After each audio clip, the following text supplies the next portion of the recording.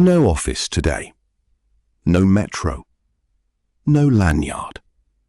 Just him and the dog. And 60 days that keep getting shorter. He washes Rock. Slowly. The way you do something when your hands need somewhere to go and your mind won't follow. He worked 11 years for the position he is about to lose. 11 years. Building trust, building expertise, building the exact thing that made him replaceable. He makes an omelette.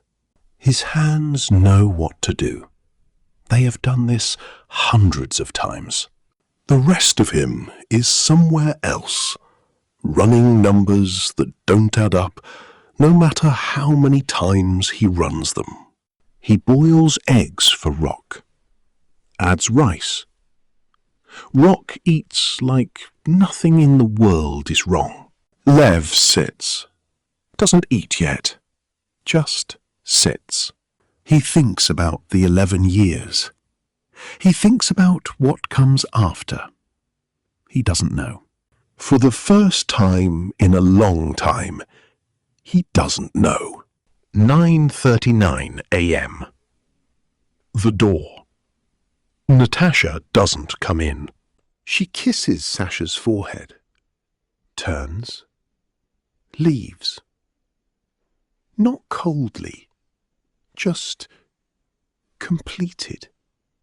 The way a handover is completed. Lev watches her go. Something in him eases, just slightly. Sasha is here. For one day, the weight has somewhere to land that isn't just him.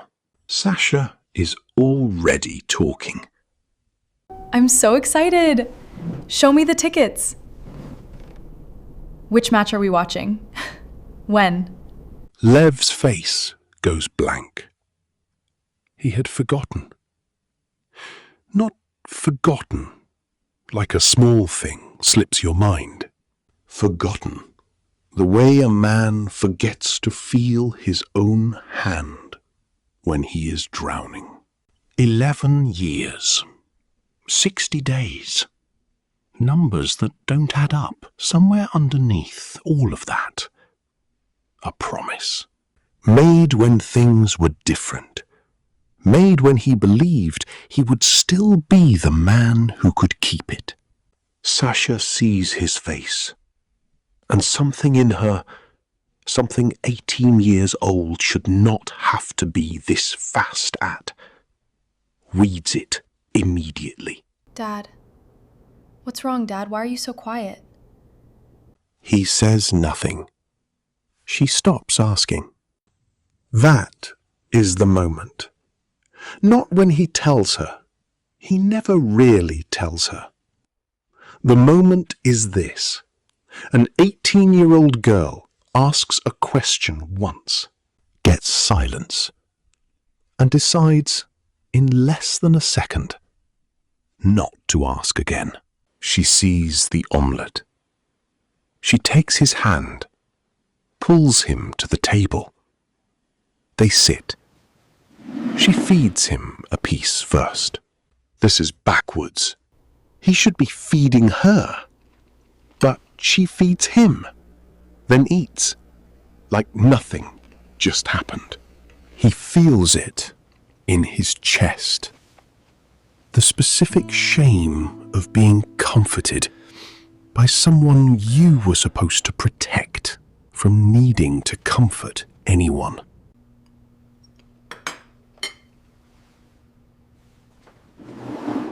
Dad, I am going to take a nap. She lies down, head on Rock's stomach, face turned away from where Lev sits. She doesn't want him to see her cry. So she turns, her face, toward the dog, and lets it fall quietly. Rock doesn't move. Rock never moves when it matters most. She sleeps. For an hour. Lev goes to the kitchen, puts his hand over his mouth, and cries. Not loudly.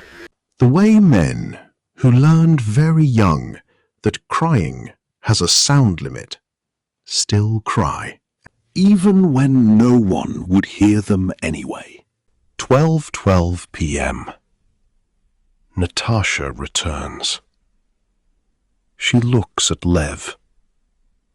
Something is different.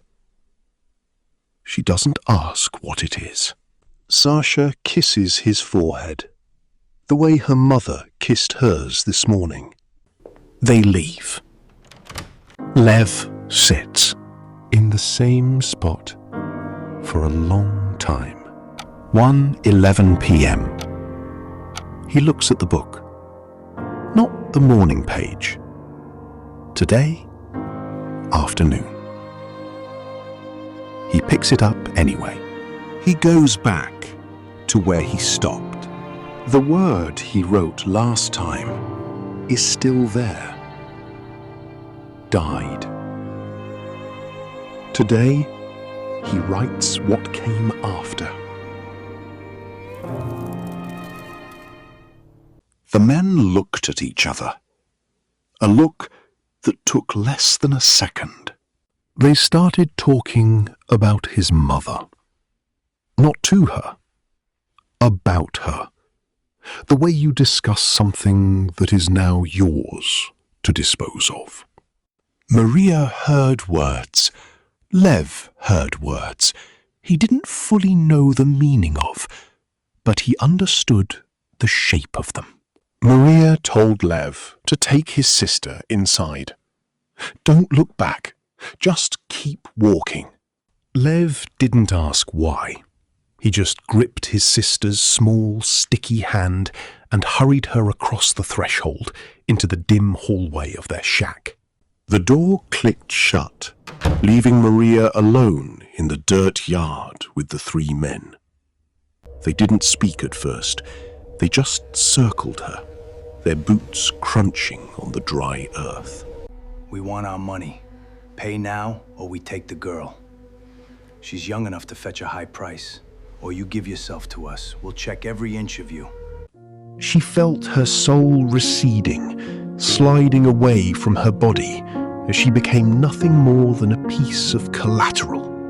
The man in the center stopped inches from her face.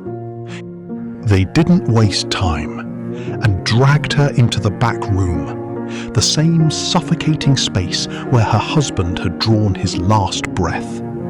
They dropped her onto the rough floorboards with a thud that knocked the wind out of her.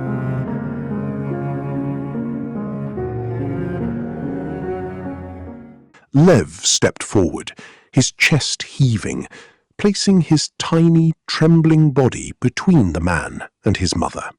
He didn't scream or cry. He just stood there.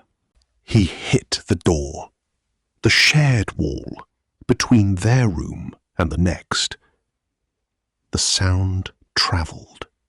And on the other side, Mikhail was already moving.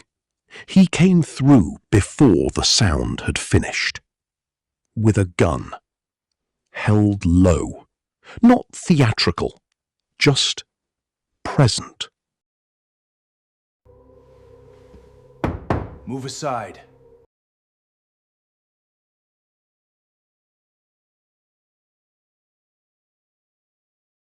He didn't say anything either.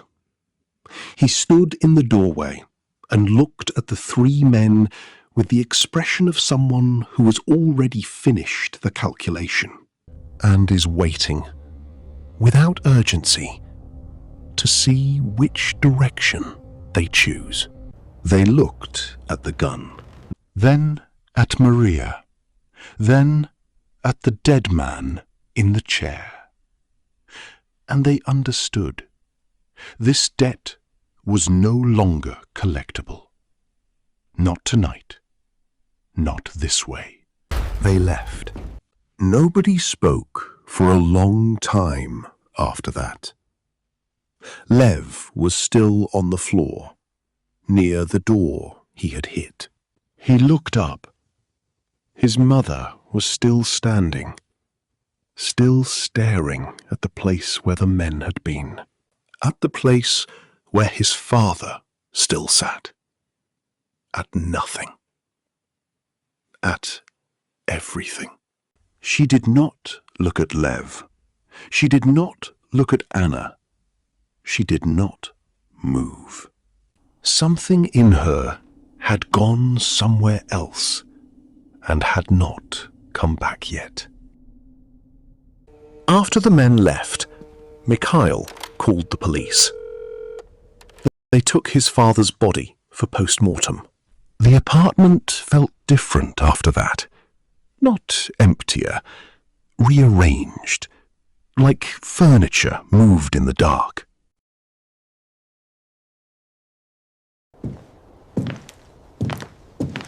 You and kids sleep in my room. It's not safe to be here. He helped Anna bring the blankets, settled the three of them, Maria between her children. Then Mikhail went to the balcony, sat in the chair there, and he did not sleep. Lev lay in the dark next to his mother. He kept looking at her. He wanted her to look back. He kept starting to say, "Mama," and stopping. She was so still, and he was afraid that sound might break something that was already at the edge of breaking. He tried once. She didn't answer. He tried again. Nothing. He decided he would not bother her more. She was tired. They were all tired. He would sleep. Tomorrow, she would be more herself. He was arranging himself to sleep when she turned her head. She looked at him for a long moment in the dark. Really looked. The way she used to look at him when he was much younger. Before all of this, like she was reading something in his face that was written just for her.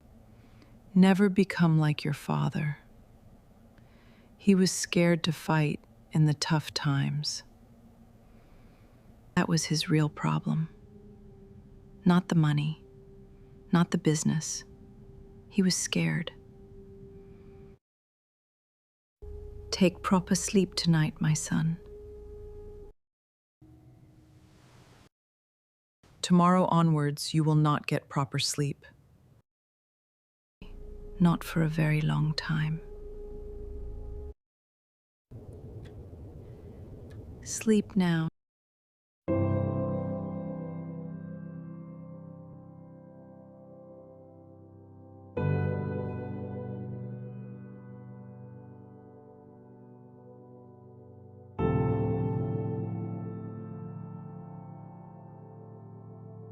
Around 3:47 a.m., he woke because her hand tightened.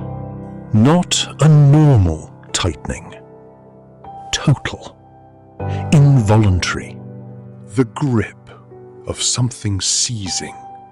Something going wrong beneath the surface. Her breathing had changed.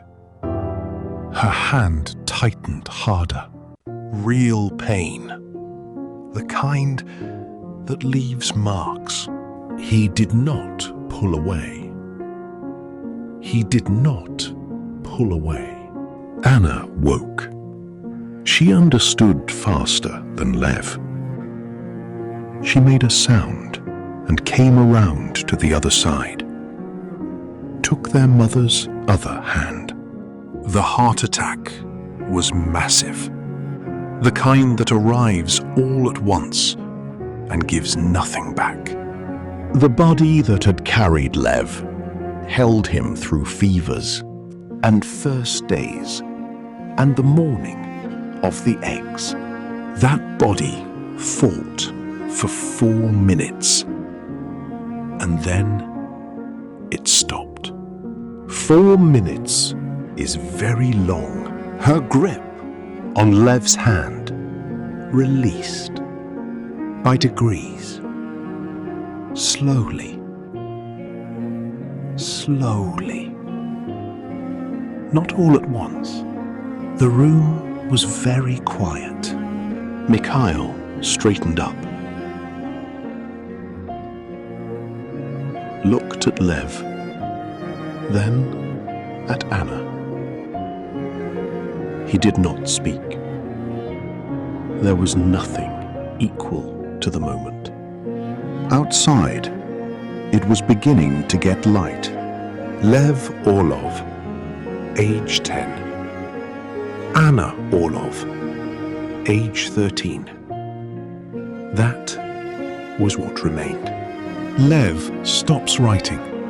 He closes the book and he cries. Not loudly, the same way he cried in the kitchen this morning. His eyes go back to one line. Never become like your father. He was scared to fight in the tough times.